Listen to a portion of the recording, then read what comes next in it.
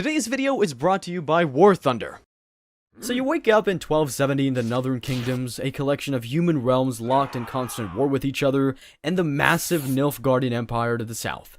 Your brain feels like someone took it apart, lost the instruction manual, and reassembled it using a blindfold in pure spite. You're Geralt, a witcher. What's a witcher? Think supernatural pest control, but instead of dealing with wasps, you're fighting things that eat people. You went through something called the Trial of the Grasses as a kid, basically medieval genetic modification that made you faster, stronger, poison resistant, and gave you cat eyes that glow in the dark. The downside? Everyone thinks the trial killed your emotions, which isn't really the case. All witchers feel everything deeply. Love, anger, loss, the whole messy human package. Society just pretends you're all emotionless killing machines. Easier for their conscience that way. Right now though, amnesia has turned your memories into Swiss cheese, but intense moments spark fragments of your past like broken flashbacks.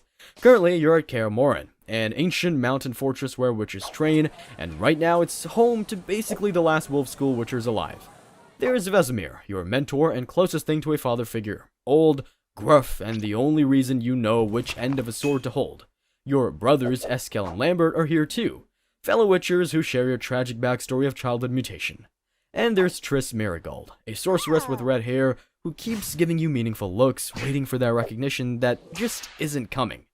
Then Salamandra shows up to trash the place. They're this criminal organization that figured out the best way to get rich and powerful is to steal the secrets of making super soldiers. They attack Kaer to steal witcher mutation formulas, led by guys called the Professor and some mage. The fight is chaos, you're swinging silver swords and casting signs, which are basically witcher magic tricks like setting things on fire or knocking people over with telekinetic force. Triss gets hurt bad. These guys steal the mutation secrets, so Triss teleports you away to hunt them down while she recovers.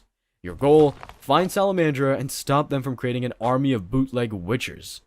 You travel south to Vizima, Temeria's capital, where you immediately get tangled up with a priest and end up fighting a massive hellhound that spawned from the villagers' collective guild. Oh, and of course the Salamandra bandits are behind it because evil organizations love using monster infestations as cover for their schemes. Pissed off, you storm into Vizima and immediately get arrested because the city guards don't trust your kind. Witchers have a bit of a reputation problem. A guard eventually frees you and you meet a detective who's also tracking Salamandra. Through your mutual hatred of criminal organizations, you work together to hunt them through Vizima's districts. Then, plot twist, the detective transforms into one of Salamandra's leaders. You've been working with the enemy. You try to kill him, but he slips away because evil mages always have teleportation down to an art form. Now you're marching through swamps that smell like death and poor life choices, where you find mutated monsters trying to drown you. This leads to a lakeside village where you somehow get caught in the middle of a war between fish people, their angry water deity, and random villagers. You end up helping the villagers kill the fish god because, well, they're human, you're somewhat human, the fish people try to drown you, and most importantly, killing the deity is badass. And since we just killed in the sea, it's only fair we give the land and air their turn in War Thunder. It's free to play right now on PC, PlayStation, Xbox, and mobile, and it's easily the most detailed vehicle combat game ever made. We're talking over 2,500 tanks, planes, ships, and helicopters from the 1920s to modern jets. And this isn't just drive, tank, shoot thing. Every vehicle is modeled down to its parts, engines, ammo racks, fuel tanks, even the crew. Hit the right spot, and the glorious X-ray view shows exactly how you ruin someone's day. Customized with historical camo, community decals, and skins that make your ride look like it's compensating for something. New and returning players on PC and consoles, inactive 6+ months, get a massive free bonus pack using my links in the pinned comment or description. Multiple premium vehicles, the exclusive Eagle of Valor decorator, 100,000 silver lions, and 7 days of premium account time. It's available for a limited time only, so click the link, grab your free stuff, and start blowing things up without having to explain to a village elder why their deity's missing. Now, back to Salamandra and things getting worse. Satisfied, you continue tracking Salamandra until you finally corner their main operations. You fight both the Professor and the mage who escaped earlier, both die, but their deaths reveal the real mastermind. Jacques de Aldersberg, Grandmaster of the Order of the Flaming Rose. These guys are basically human zealots who think non-humans are Satan's beta test. Now, you did manage to get the Witcher secret formula back, but Jacques was a true evil genius villain, and he already used some of it to start creating his army of obedient super soldiers. Instead of waiting for you to arrive and, monologuing the entire plan before you inevitably stop it, why did Jacques want super soldiers? Well, Jock had seen visions of humanity's future: wars, corruption, societal collapse, the whole apocalyptic package. His solution was to use the stolen Witcher secret formula to create an army of obedient super soldiers and rebuild civilization according to vision when it all went down. And since you can't let that happen, morals and all, you track him to the frozen wastelands where he reveals another mindbender. He's actually a kid who you influenced in your forgotten past. Through time magic and Destiny's cruel sense of humor, this child you once guided grew up to become your enemy. Even with amnesia, you recognize him deep down. You fight and kill Jock to stop his plans for saving humanity through genocide and mind control. When he dies, his magical connection to the future shows you visions of the approaching doom. These intense images break through your amnesia just enough to stir memory fragments. Violet eyes and ashen hair flash through your mind, faces from your lost past that matter more than kingdoms. With Salamandra gone and your name cleared, King Foltest of Temeria hires you as his personal bodyguard. He needs protection during a messy succession fight, and your monster-slaying reputation makes you the obvious choice. Smart move on his part, considering everyone wants him dead and you've proven excellent at keeping people breathing. Foltest is actually a decent king, which in this world is actually surprising. Or maybe it's because he has Triss as his advisor. Yeah, you're working with your situationship. You're helping him settle a succession dispute the old-fashioned way: siege warfare. You storm the Lavalette castle, victory secured, then a crossbow bolt finds its way into Foltest's chest. Standing over the body is Letho of Gullet, a witcher built like someone inflated a normal person with pure muscle and bad life choices. He's from the School of the Viper, one of the several extinct witcher schools. "Sorry, Geralt," he says, like he just borrowed your horse instead of committing regicide. Guards show up, see you with another witcher over their dead king, and jump to the obvious conclusion: conspiracy. Now you're in prison, getting tortured by Vernon Roche, leader of Temeria's special forces and a patriot who really believes in enhanced interrogation. Fun fact, enhanced healing means torture lasts longer because you don't have the courtesy to just pass out and die. After a few days of torture, you escape through some creative applications of violence and flee with Vernon Roche, who's starting to think you might be innocent and wants to catch the real Kingslayer. Triss decides to go with you too, because apparently your life comes with a sorceress subscription service. You escape to Flotsam, a frontier river port on the Pontar River where civilization goes to die slowly. There you kill a massive tentacled beast terrorizing trade routes and rescue your friends, Dandelion, a bard who talks too much, and a dwarf from local political troubles. Here's where things get messy. While you're digging into Letho's trail, Triss starts using her magic to investigate who might be backing him. Her magical snooping gets results. She discovers Nilfgaardian connections, spell traces, evidence that his assassination wasn't just one angry witcher going rogue. Letho realizes Triss is onto his bosses, so he kidnaps her before she can expose the whole conspiracy. He hands her over to Nilfgaardian spies who drag her south toward Loch Muin. Yeah, this conspiracy involves a lot of people getting grabbed and teleported to inconvenient locations. You need an ally, and it's between Roche and Yorvith.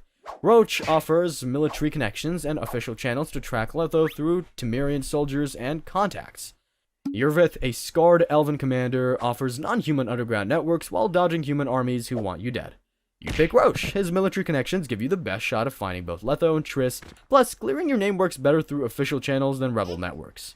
So now you're hunting Letho while the entire Northern Kingdoms hunt you for regicide. Roche's military contacts point you towards suspicious Nilfgaardian activity heading south towards Loch Muin. The trail takes you through war-torn kingdoms where you get caught in supernatural battlefields, places where soldiers died so violently they're stuck fighting the same battle forever. To break these curses, you fight wild hunt warriors, spectral interdimensional elves, whose presence hints at cosmic threats way beyond political conspiracies. Why are they here? That's a question for later, but whatever's coming is bigger than politics, and you're right in the middle of it. Everything culminates in Loch Muin, a ruined elven city hosting a summit to restore magical order and stabilize the north. Roche's intel leads you to a hidden Nilfgaardian spy camp in the ruins. You storm the place and free Triss. Busting her out confirms the conspiracy's final pieces. Letho was hired by Nilfgaard to assassinate northern kings and spark chaos for their invasion. The plan is elegant: kill kings, watch succession wars tear everything apart, then offer stability when everyone's desperate. You interrogate the spies who reveal Letho's hiding spot in Loch Muin's ancient ruins. When you finally confront him during the summit's chaos, he explains his real motivation. Nilfgaard had promised to help rebuild the School of the Viper. He wants to restore his dying Witcher school, preserve the knowledge, and keep the tradition alive. And if that means destabilizing half a continent, well, desperate times. He accepts whatever comes next. You can kill the Kingslayer for destabilizing kingdoms or let him walk, understanding he did what seemed necessary to save his dying school. For the purpose of this video, you kill him because that torture hurt like a Either way, these intense moments spark more memory fragments, flashes of Yennefer, the sorceress with violet eyes who meant everything to you, and Ciri, the girl with ashen hair you raised like a daughter. You realize you had a family this entire time. The peace talks end in disaster with dead kings and fractured alliances, making Nilfgaard's invasion inevitable. War is coming, and you need to find your family. By 1272, war rages across the continent. Nilfgaard has launched their invasion using the chaos from dead kings to justify bringing order through conquest. But you have bigger problems than politics, rumors of a girl with ashen hair seen across the war zones. So you travel to White Orchard, a village that's seen better decades, chasing these rumors. And there she is, Yennefer of Vengerberg, your long-lost love whose violet eyes have been haunting your busted memory. The reunion is awkward as hell. You hug, but there's this tension because she's shocked you remember her face, and you're both too stubborn to admit how much you missed each other. Seeing her breaks through more amnesia fragments. She remembers everything while you're stuck with highlight. The gin that nearly killed you both, the wish you made to save her life that bound your fates together, all the fights and tender moments every time you saved each other's asses. You recognize her soul, but not your shared history, which is frustrating for everyone involved. She's having the same nightmares you are. Visions of Kaer Morhen getting attacked by the Wild Hunt, interdimensional nightmare elves led by their king Eredin. Turns out she'd actually been held captive by them, but managed to escape. After that delightful experience, she reluctantly joined hands with Nilfgaard, whose emperor she's now dragging you to meet. Why? Because Emperor Emhyr var Emrys is also hunting for the same girl. Emhyr wants you to find his missing daughter Ciri. Plot twist, she's also your daughter. Not biologically, but she might as well be. Here's how that works. Years ago, you saved Emhyr's life when he was cursed, not an emperor, and looked like this. As payment, you invoke the law of surprise. Basically, give me the first surprise that greets you at home. Ancient magical IOU stuff. Turns out that surprise was news of his wife, the Princess of Cintra's pregnancy. Destiny made Ciri yours to protect and raise. You tried to walk away because honestly, what's a witcher gonna do with a kid? But fate was like, nope. You ended up raising Ciri, training her like a witcher, loving her like the daughter you could never have naturally. Yennefer became her magical mentor, basically the mom in your weird little found family of mutants and sorceresses. Then the Wild Hunt attacked Kaer Morhen, scattering you three across the continent. Also, the reason why everyone's losing their minds over one teenager is because Ciri's got Elder Blood, which gives her mystical magical powers, including opening portals between worlds, and she's prophesied to either save everything or destroy it all. Flip a coin for the Witcher, I guess. Your search takes you south to Velen, a war-ravaged swampland in Temeria ruled by the Bloody Baron, a military man whose leadership style is aggressively dysfunctional. He's also searching for missing family, his wife and daughter disappeared, and two traumatized military men looking for lost family makes for interesting conversations. You investigate ancient elven ruins with a sorceress hiding from witch hunters. Here you fight Wild Hunt warriors, confirming Ciri was in Velen, but that interdimensional nightmare elves are tracking her. The Baron's investigation reveals his wife was taken by the Crones of Crookback Bog, three ancient evil witches who rule the swamps while locals worship them. The Crones also detected Ciri's reality-bending power when she passed through her territory. Your hunt continues to Novigrad, the free city currently experiencing religious cleansing. The Church of the Eternal Fire is burning mages and non-humans under crazy leadership. Here you find Triss running an underground railroad for magical refugees and track down crime bosses with information about Ciri's time in the city. You also get tangled up with Dijkstra, a former spy master turned crime lord, and learn about a conspiracy to assassinate King Radovid of Redania. He's the paranoid young king driving the magical persecution, and you help kill him because mad kings who burn people alive don't deserve to keep breathing, even if it helps Nilfgaard's invasion succeed. The search takes you to the Skellig Isles, harsh islands where the weather is terrible and political succession is determined by combat and drinking contests. Here, you properly reunite with Yennefer and investigate a massive magical explosion where Ciri unleashed power that damaged reality itself. All your leads point to Uma, a cursed creature the Baron found that speaks only in grunts while radiating magic. Bringing Uma back to Kaer Morhen, Yennefer and Triss work together, barely avoiding murdering each other over old romantic rivalries, to lift a curse so complex it nearly kills everyone involved. When the curse breaks, Uma transforms back into Ciri. She'd been protected by Avallac'h, an elven sage with mysterious motives who may or may not be trustworthy. The curse shielded her from Wild Hunt detection, but now they're closing in and they want her elder blood to save their dying world by conquering ours. You call in every favor, everyone who owes you, everyone stupid enough to fight interdimensional nightmare elves. Lambert shows up because misery loves company. Eskel comes because he's loyal. Allies like Triss, some other sorceresses, and various warriors join if you help them. Old flames might appear depending on your romantic choices. The Wild Hunt arrives at Kaer Morhen through portals that tier reality, bringing NL. These are elves from another world who've perfected conquest across multiple realities. Their king, Eredin, leads the assault because Ciri represents his people's survival. The battle turns your childhood home into a war zone. You face massive Wild Hunt generals while protecting Ciri and coordinating defenses against enemies who treat physics like suggestions. Then Vesemir dies. Your mentor, the man who raised you, falls protecting Ciri. His last words are about doing what's right even when it costs everything. Ciri's grief unleashes Elder Blood power that shakes reality. You're holding your broken daughter while Yennefer throws up magical shields around both of you. The Wild Hunt retreats, having learned that emotional trauma makes interdimensional teenagers extremely dangerous. Vesemir's death changes everything. Ciri swears revenge on Eredin, and you begin pursuing the Wild Hunt through portals Avallac'h opens using his knowledge of interdimensional travel. You face remaining Wild Hunt generals alongside the Crones, who've allied with them because mutual awfulness makes strong partnerships. But you also follow Avallac'h through portals to other worlds, seeking knowledge to stop the White Frost, a cosmic threat driving the Hunt's desperation. Dimensional travel feels like stepping into fever dreams where gravity's optional and your stomach decides physics are social constructs. You visit hostile worlds, toxic swamps that burn your lungs, deserts that roast you alive, and finally, Tir Nalia, the dying elven city where beauty and decay coexist. Avallac'h reveals the truth. The White Frost is cosmic entropy that freezes entire worlds. Eredin wants to use Ciri's portal power to evacuate his people to fresh realities they can conquer. Avallac'h claims he's guiding Ciri to stop the frost entirely, though he is sketchy and you can't tell if he's helping Ciri or using her. Back in Skellig, you search ancient ruins for the Sunstone, an artifact that can manipulate Eredin's portals. The plan, use it as bait to lure Eredin into a trap, then ambush him with sorceresses and warriors in what's basically a suicide mission disguised as tactics. So, you use the Sunstone as bait to lure Eredin to Undvik, this frozen wasteland where reality gets a bit wobbly. The Sunstone's magic mimics Ciri's portal opening power, basically catfishing Eredin into thinking she's alone and vulnerable.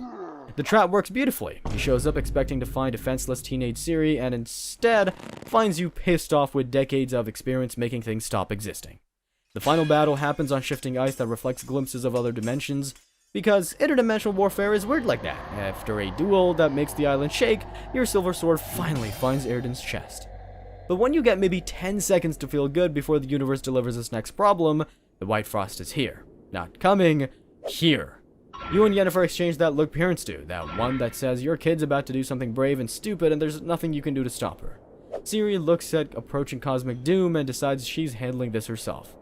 Every choice you made shaped her confidence and recklessness, and now it determines whether she comes back alive or becomes another heroic sacrifice.